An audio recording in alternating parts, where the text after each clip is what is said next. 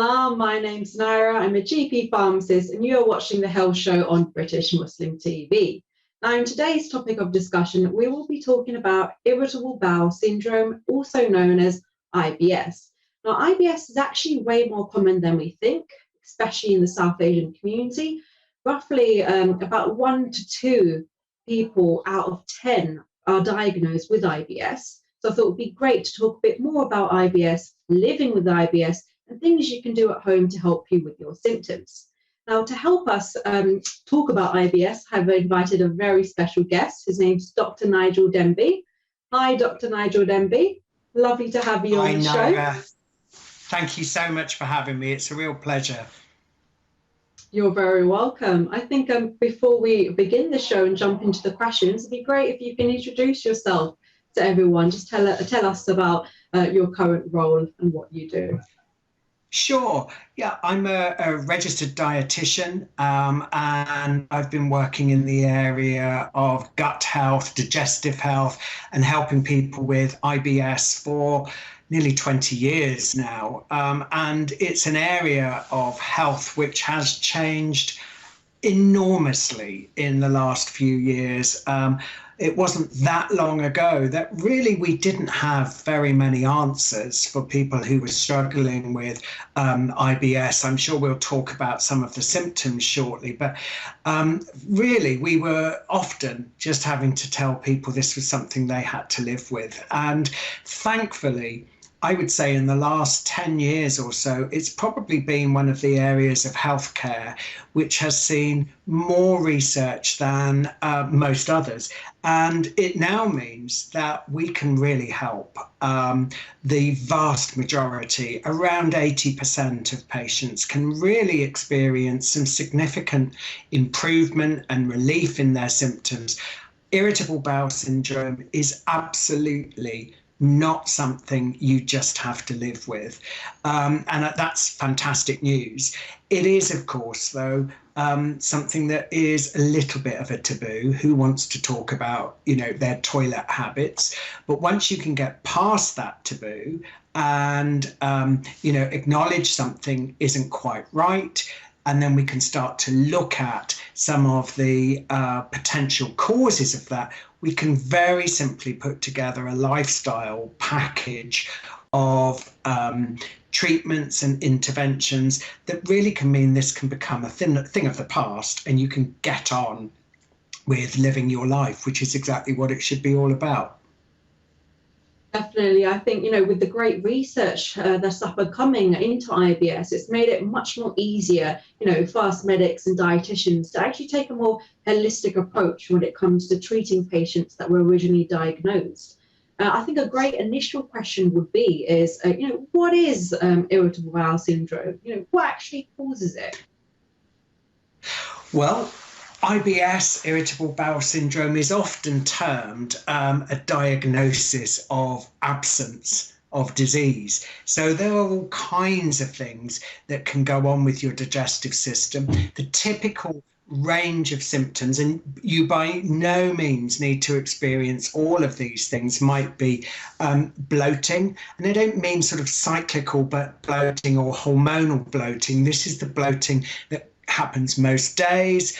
You might start the day with a relatively flat tummy, and then as the day goes on, it begins to really expand, almost feel like there's a football there. It can be quite hard, quite uncomfortable.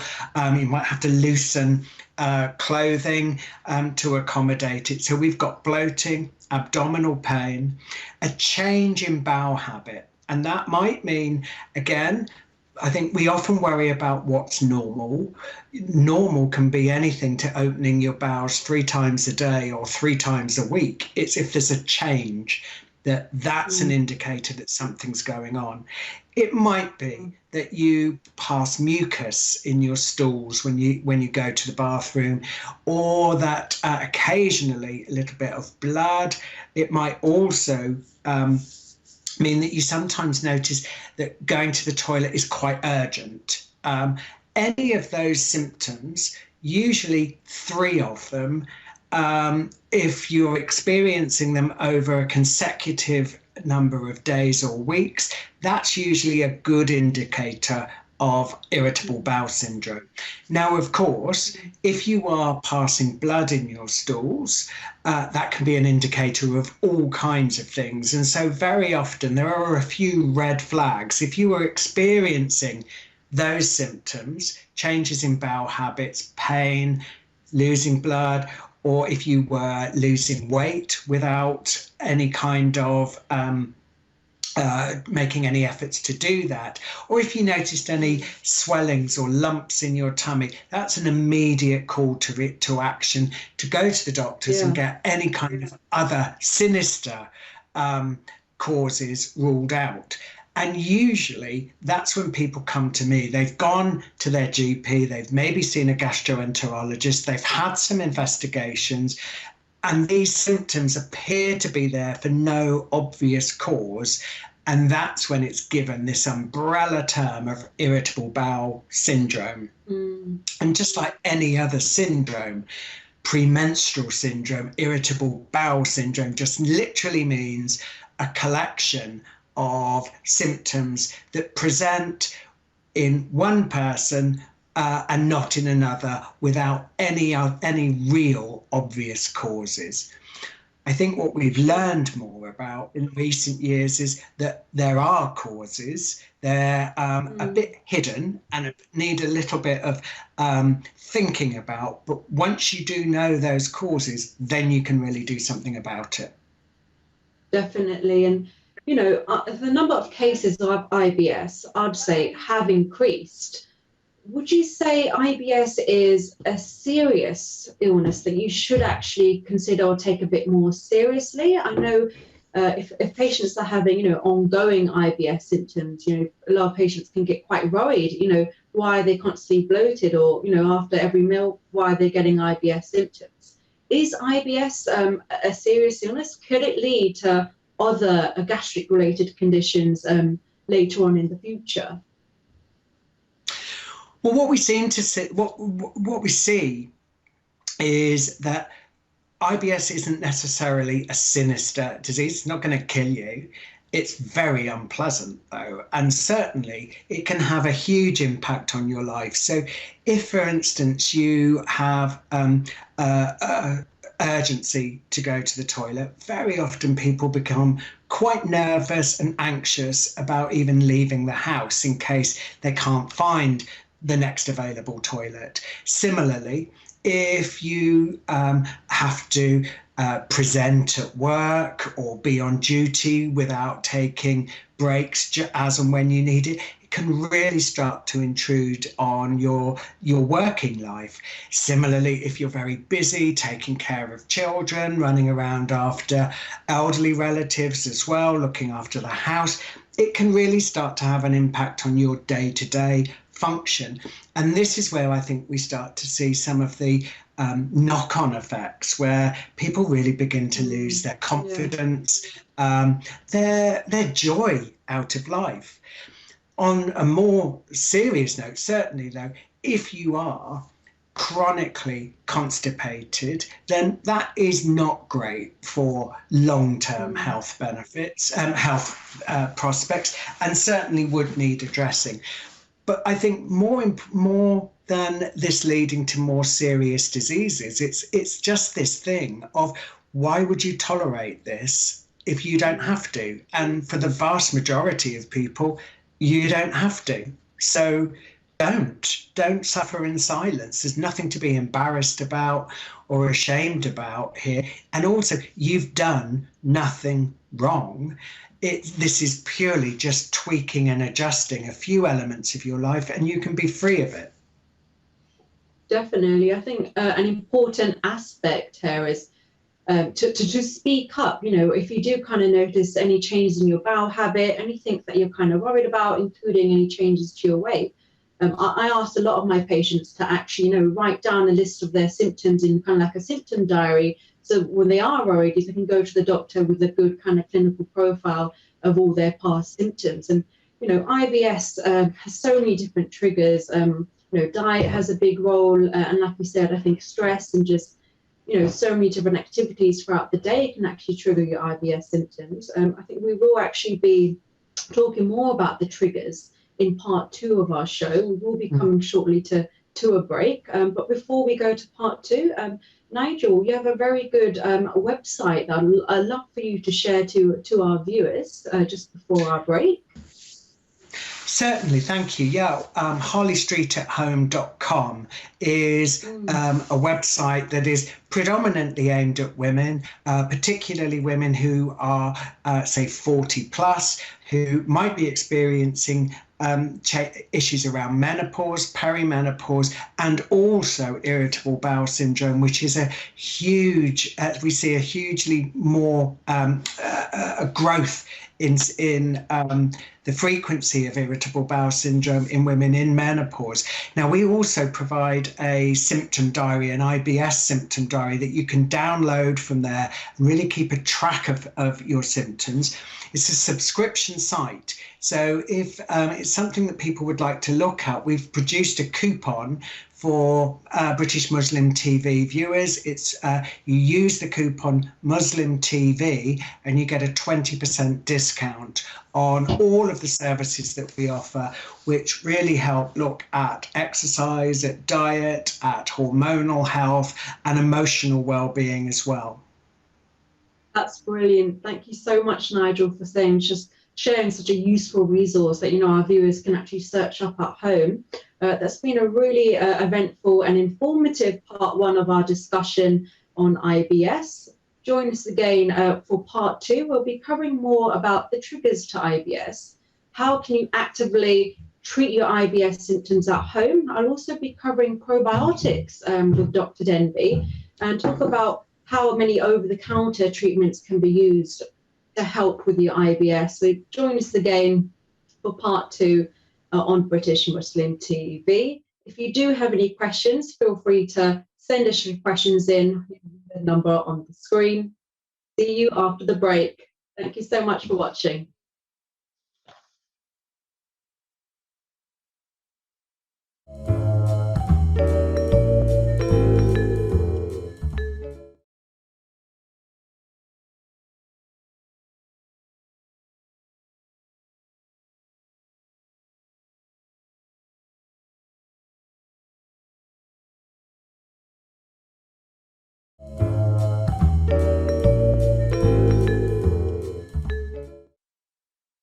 Welcome back after the break. My name's Nyrah. I'm a GP pharmacist and I'm your host for today's health show on British Muslim TV.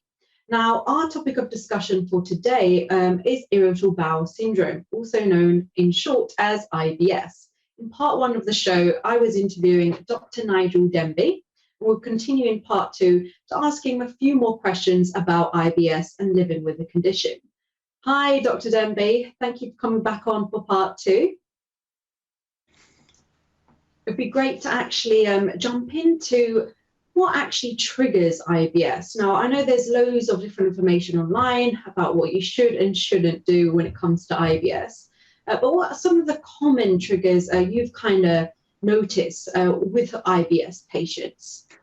For me, the triggers fall into 4 categories. And the first one I would look at is whether you think there's something mechanical going on. And by that, I mean, usually in the large intestine, I'm going to stand up and show you this. We have a large intestine rising here on the right, travels along horizontally just under your rib cage and down on the left. So it's like an N shape. That is often the muscle that is circular and it contracts and relaxes, contracts and relaxes and passes waste material at the end of digestion. So it moves the waste along. Now, sometimes, particularly if people try to put off going to the toilet a lot and wait until they get home when they can use their own toilet, or sometimes if people channel a lot of stress and anxiety into their tummy. So up on the outside, it looks as if everything's fine. but inside their tummy is literally churning and turning in knots. That can mean that those muscles actually contract and then lock, and we can get constipation. And when that happens, the waste material builds up, and we can start to get water entering into the large intestine. We get a buildup of gas, and then quite unexpectedly, those muscles then relax, and we get explosive, urgent need to go to the toilet. So sometimes just some very gentle abdominal massage at night time following the large intestine can be really helpful for relieving constipation. Costs you nothing. You can download, again, harleystreetathome.com. You can download a fact sheet which shows you how to do this massage and can be really effective. Other triggers, though, could be to do with your diet and specific foods that you're eating. We've learned an awful lot now about a group of food called FODMAPs, and these are fermentable carbohydrates. They are perfectly healthy, good foods. But for a large percentage of people with irritable bowel syndrome, dealing with the fermentation of these foods is difficult and can be something that triggers some of these symptoms. There is a really clear process to go through of an exclusion of these FODMAP foods, many of which, like I say, are very, very healthy and a big part of the South Asian diet. So things like pulses, onion, garlic. You can imagine this is quite difficult to do. You do this for a short period of time, excluding all of the foods. Then you reintroduce them in a very careful way. This needs to be supervised by a dietitian. And then finally, you're able to identify the individual foods that are your triggers. So it's totally changed the landscape of how we can manage irritable bowel syndrome, but not something to do on your own. Then there's two other potential triggers. Stress and anxiety has an enormous part to play in irritable bowel syndrome. We know there's a really direct link between the brain and the gut, and that very often when you are living with chronic stress, long-term stress, which, let's face it, in 21st century life, who isn't? But this can have a significant impact on your digestive health. And then lastly, the environment of your gut, the microbiome.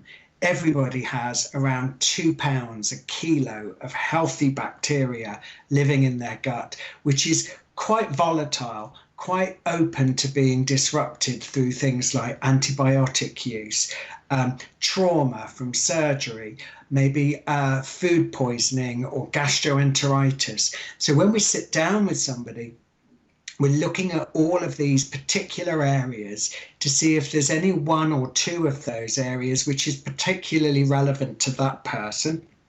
And that helps us then build a personalised treatment plan.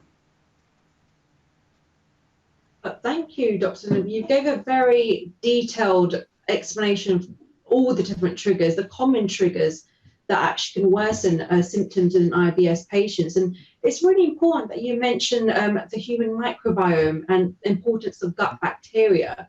I think in line with that topic, it would be great to talk about probiotics and their influence on IBS symptoms, and whether patients should really, spend money buying a probiotic, for example, from their pharmacy or places such as Holland and Barrett. What are your thoughts on probiotic use? Well, certainly, I do think probiotics have an important role to play in the management of IBS, but and I'm sure this is an area you know an awful lot about as well. Unfortunately, as probiotics are a food supplement, they are quite poorly regulated. So it's very difficult to know what you're actually buying if you're buying something over the off the shelf. There are 3 particular probiotics that I tend to use with patients. I'm not sure if I'm allowed to mention those or not, but I'm sure you'll let me know if I can, Nyrah. But generally speaking, what a probiotic is aimed at doing is almost when there is an imbalance of bacteria, you take your probiotic, it knocks out the imbalance of bacteria, replaces it, and allows your gut to recolonize and for things to settle. It takes about 3 months for that to happen effectively. But I can't stress enough, you really do need to be quite careful about the probiotic that you're buying. You can find all kinds of foods that have probiotics added to them. My advice would be certainly, I don't expect those foods. They're called functional foods with the added probiotics. They're highly unlikely to really improve IBS symptoms. You really need something which has a little bit more concentration of good bacteria and plenty of good research and evidence backing up its efficacy, its effectiveness. Definitely, I agree. I think with the whole probiotic and supplement industry, it is very low regulated. So I think when it comes to probiotics, it really depends on the person and whether they've tried probiotics. If it works for them, that's great. They can continue taking it as long as they're also telling their local GP or the dietitian what probiotics they've actually been taking.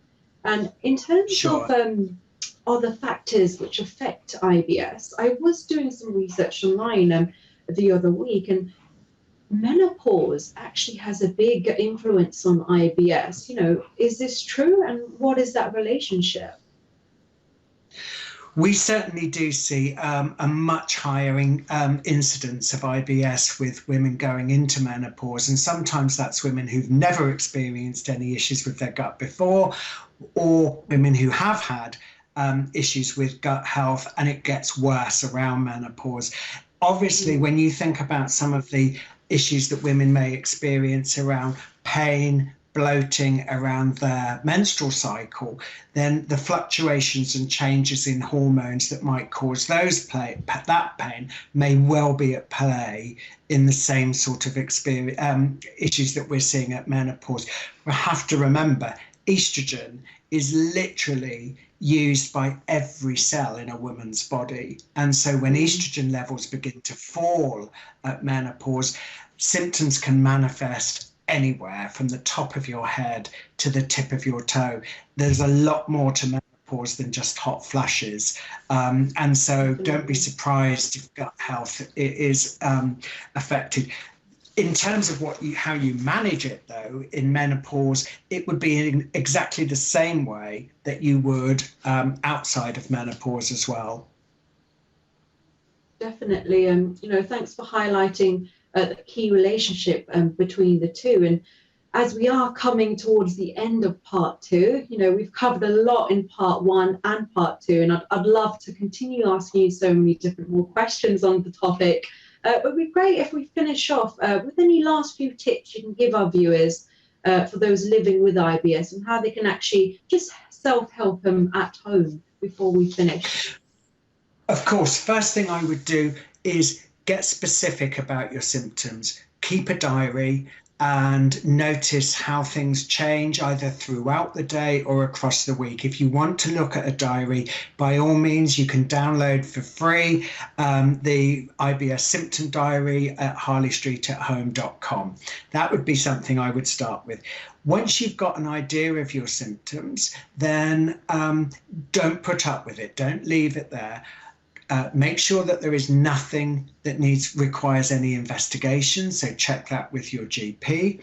If you would like to see much more about IBS, I've done various videos, webinars about the subject where we go into how you can manage this yourself. We also at harleystreetathome.com run several digestive health courses that you can join, which are 8-week courses which really help you identify what your triggers are.